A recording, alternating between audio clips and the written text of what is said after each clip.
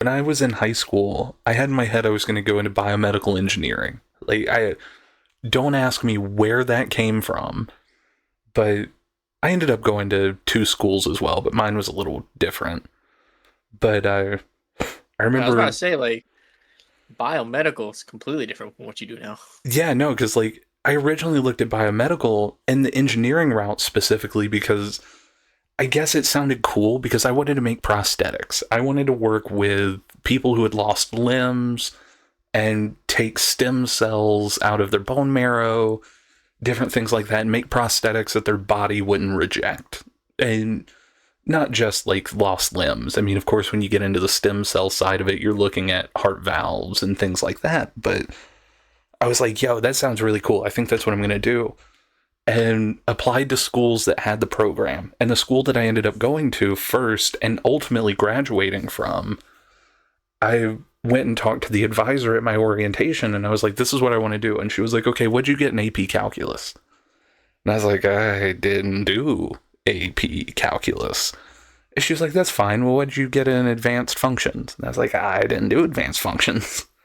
And after we went through the Well, list, I mean, I will say, like, some of the courses that some of these majors required as a prerequisite to just go into the major, mm-hmm, um, our school, I know, didn't provide those yeah, courses. We were automatically handicapped because of that. And so, like, for me, for example, I didn't, I had taken drafting, but that was pretty much the only kind of course pertaining to architecture that I had taken in high school. Outside of that, I didn't have anything. But ultimately, towards the end of the semester, I kind of just figured at that point it's no there's no prime reason for me to actually push myself to do architecture because I know several different architects as well, and I had spoken with some of them, and they were all kind of coming to the same consensus that right now, and it was a problem at the time, but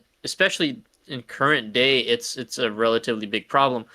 mm-hmm, Architects are not really that prime anymore, right? Like, you're people that are architects are not necessarily finding that many well-suited jobs anymore just because it's one of those it's a field that is not as necessary as it used to be.